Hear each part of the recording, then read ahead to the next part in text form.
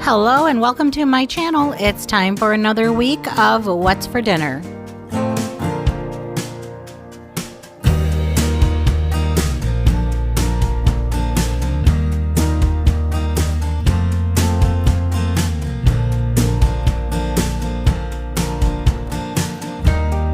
We're starting off on Sunday, and my in-laws were up in Michigan from Tennessee, and this is the campground that they were staying at, and we were visiting on this day. My husband was sweet enough to take a little nature walk with me around the campground, and we were foraging for things like pine cones and rocks and other things to add to our home fall decor. We had a family cookout at the campground, but unfortunately it did not occur to me to videotape any of the food. So instead of what we had for dinner, I'm going to show you what we had for breakfast that Sunday morning before we headed out to the campground. We just fried up some eggs, and then I'm just showing you here all of these tomatoes that we have sitting around the house. That's going to come up later, but look at that big old pile in the background. My husband picked up tater tots for breakfast. I'm not sure if that's because there was a shortage of hash browns at the store, which has been happening quite a bit lately, or if he was just in the mood for tater tots. I didn't ask any questions. I just cooked up those tots. And then he also picked up some of this roast beef hash. Normally we get the corned beef kind, but for some reason he got the roast beef, and I'm assuming that is also because they didn't have the corned beef kind. But anyway, it tasted fine. I just heated that up in a cast iron skillet, and I had some sausage patties on the back burner on a different skillet, and then we are just going to cook all of those all the way through, have our eggs and our tater tots. And I did have one of these frozen waffles with mine too. I mean, this is a pretty random breakfast, and I know the ketchup is a little too close to the syrup for my comfort, but it was fine.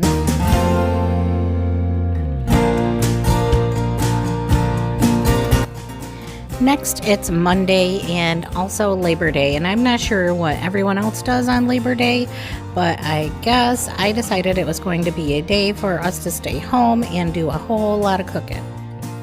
I needed to do something with all of those tomatoes, and I decided the easiest way to get them cooked up was to put them in the crock pot and just forget them. And then I also decided that we were going to have these dried beans for dinner, so they went into another crock pot. And here you can hear just how dry they are. They're so loud. And so I'm just adding some water to them to rehydrate them, and a big old piece of this salt pork. It was left in my freezer, and I wanted to use up the rest of it just to get it out of there. And I put the lid on and just let those two crock pots go for a while. And so next we are getting this big as Jay Morrell would call it, Mega Mama pan out of the cabinet. I rarely ever use this thing because it's so big, but it does come in handy for when I want to cook big batches of ground beef. And so here I have two of these huge packages of ground beef, and I'm just getting that all cooked up, broken up, and browned. And then I will use it to make up some dishes ahead for the week coming up, and then just put some up just so that it's available to use throughout the week, thinking maybe this would help me during the week when I feel so tired after work and do not feel like cooking. I don't know. I did end up being tired on Monday, but I guess you just have to choose what kind of tired you want to be. And so I just seasoned it up and then let that cook on low. Then I moved on to these ribs, which were the actual meat that we were having for dinner on Monday. So we are going to First of all, I had to stop and go wash these because they were so gross feeling. But anyway, all I did was put my thumb under the membrane and then pull that off. And so I feel like cooking ribs is just one of those really kind of unpleasant jobs, I guess. But anyway, I just washed them up, removed the membrane. I did have a sink full of bleach water just for washing my hands periodically. So I know it looks like, oh, I'm touching everything, but trust me, I did have to wash my hands a lot during this process. And then I just used some of this steak and chop seasoning, and it's the very last bit. It did have like some moisture in it, so it was kind of like I had to smash it and press it on there, and it was the very end of it. I do not recommend touching raw ribs and then touching your spice bottles again, but I knew I was going to be using all of it. And so after I had the seasoning sprinkled or rubbed onto these ribs, I just put them into the pressure cooker and then put that setting on 15 minutes. And then when it was done, I just released the steam, took them out of the Instant Pot, and then onto a cooking sheet.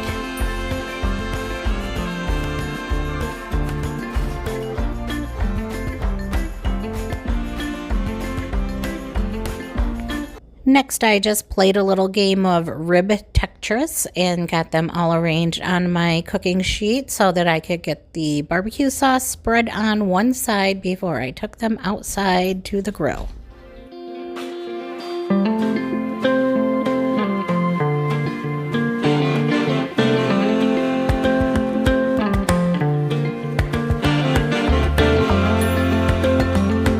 Once my tomatoes were all nice and cooked up and kind of chilled down a little bit so that it wasn't scalding hot and bubbly and popping, I took my immersion blender and gave them a nice blend to make them all juicy. And yeah, leave your immersion blender submerged in the liquid at all times. Otherwise, it makes a huge mess. And yes, here I am making a lasagna now. Yeah, we're all over the place, but that's how this day was for me, you guys. I did a whole lot of cooking and I'm doing a whole lot of back and forth, but I really don't know how to share it with you except the way it actually all went down. And so I am using some canned tomato sauce, and I have my raw lasagna noodles, and I'm making sure that they are submerged in that sauce so that when I do cook these, they will cook up and absorb some of that sauce. I did add some of that hamburger meat that I seasoned and cooked up, and then some shredded mozzarella cheese. I'm going to repeat another layer of uncooked lasagna noodles on top of that layer of sauce, meat, and cheese. I'm making a very, very, very simple lasagna. There's not a whole lot going on with this, and that's just the way that I wanted this to be. So then I put another layer of sauce. You really are going to need that liquid to get those lasagna noodles cooked up on the day that you cook it. So anyway, I always like to make sure I use a lot of sauce. It will kind of soak up into it. And so then another layer of meat and another layer of cheese. And I just popped on my lid and stuck that in the freezer. And so next I'm using a gallon-sized freezer bag, and I don't have any of those fancy tools that people use to hold their bags up, but I find that once you put a little bit of that meat in the bottom, it will sit nicely like a little plastic bowl. And so to the ground beef, I'm adding 1 packet of this chili seasoning and then a can of tomatoes. Funny how I'm using canned tomatoes when I had all of those tomatoes just not too long ago. I'm only adding a half of a can of kidney beans. I do usually just rinse those right in the can. And then I am adding a 2-cup measuring cup full of my tomato juice. Gonna make sure that that bag is not tipping over. And then I get my veggie chopper out of the drawer and put the smallest blade in this time because I want my bell peppers and onions to be really small. I just got to work chopping up all of those bell peppers and onions for this chili. Pay no attention to the knife that's wielding around. I know it looks kind of dangerous, but I kind of have done this before. So anyway, I did put 1 lonely jalapeno pepper into this bag of chili as well, just to give it a little bit of kick. And I just think it looks so beautiful. It smelled delicious. And I kind of feel like I should always keep a bag of chili made up in my refrigerator or freezer at all times.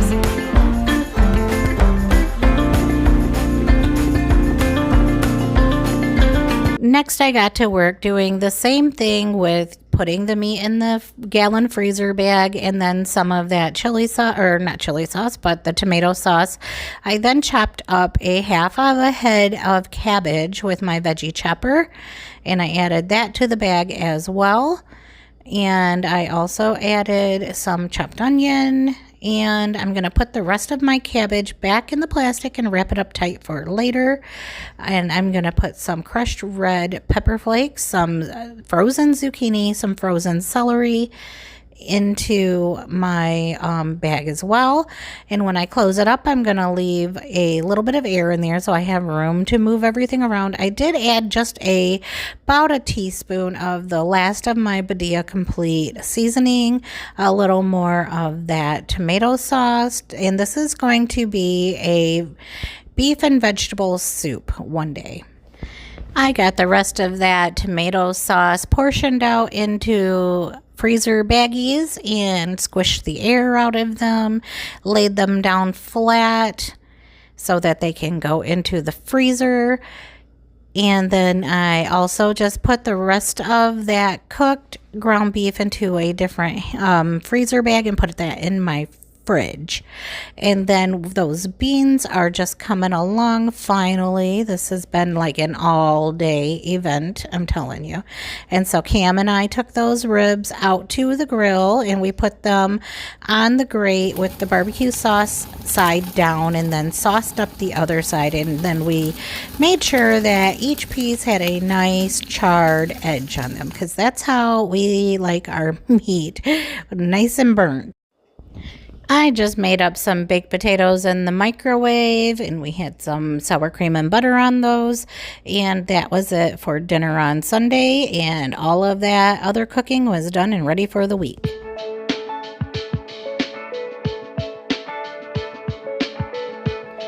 We skipped over Tuesday this week because the stomach bug came through our house and everybody just kind of did their own thing for dinner on that day. So today it is Wednesday in this video, and I am just heating up that chili in a skillet.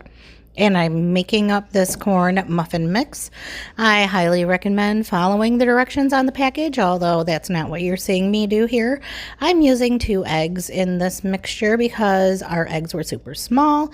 And then I just put the right amount of milk in. And then once my chili is nice and bubbly and those peppers and onions are cooked till they're soft, I just plopped that cornbread batter right on top, and then I'm just going to pop it in the oven until the cornbread cooks up, and then that will be our dinner. Like I said earlier in the video, I don't know why I don't keep some chili in the fridge or in the freezer at all times, because this was a super easy meal and I really appreciated not having to do a whole lot of cooking after I came home from work on this day. And here I am just getting my bowl ready, making sure that I get enough of that chili to go with the cornbread. And this was so good with all of these fresh ingredients. It was just really a good bowl of chili and cornbread. And of course, I had to add a little cheese.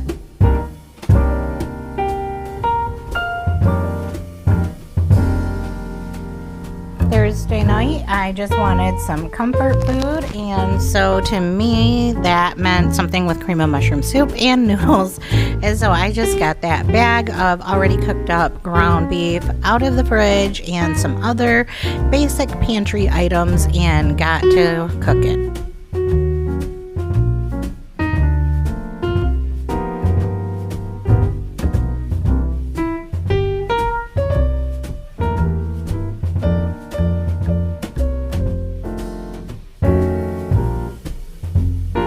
And so I just grabbed a few leaves off of my sage plant from my little herb garden, and I'm not real sure what to do with them.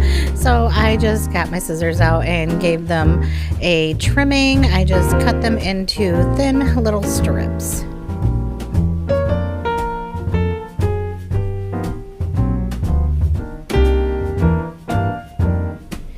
Next, I just added a couple cans of cream of mushroom soup and a soup can of milk.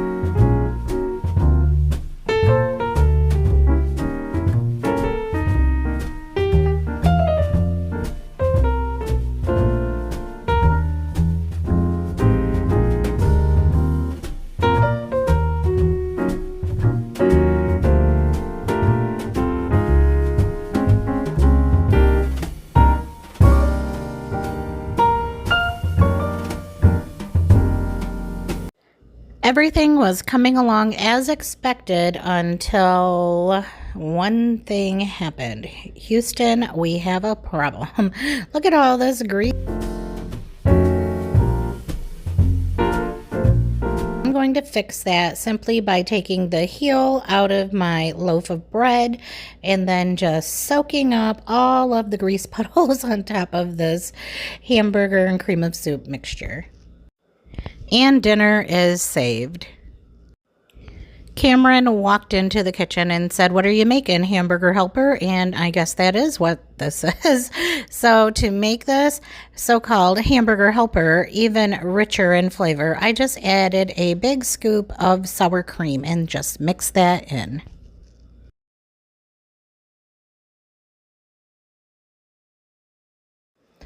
And in a matter of minutes, dinner was served. Here is my bowl of hamburger helper. I like to have peas in mine, but we are a divided family when it comes to peas. So I just added my peas into my pasta and meat at the end in my own bowl. Gave it a quick stir, and then I'm going to have some bread and butter with mine as well.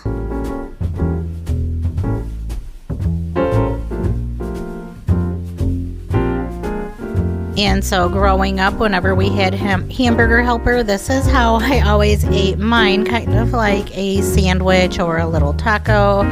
And I just put some scoops of that hamburger helper inside a slice of bread and butter. This is like one of those weird childhood things that I still do now, but is so good to me. I mean, it's just carbs wrapped up in more carbs with butter, right? Oh, and I'm making a mess, losing my stuffing there.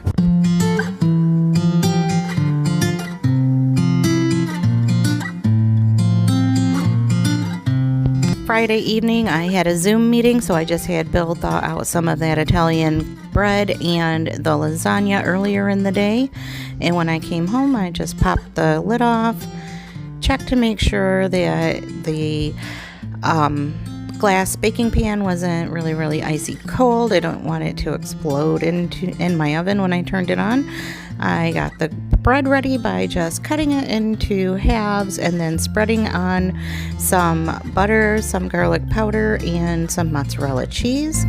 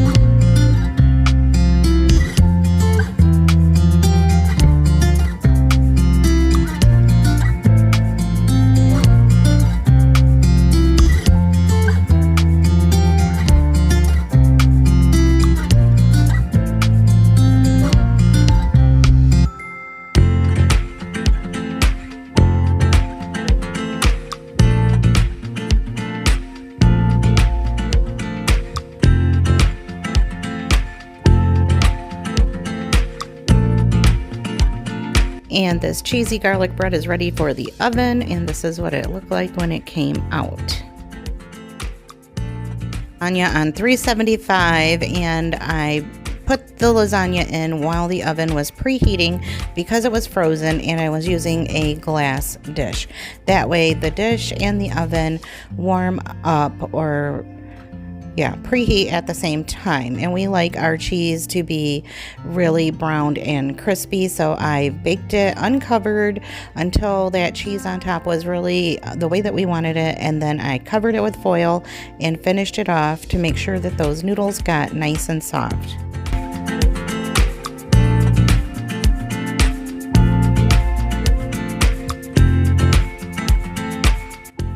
And finishing up on Saturday, we were out doing a few things, and it was a spur of the moment decision to get Chinese food. So that is what we had for dinner on Saturday night, and that is the end of this video.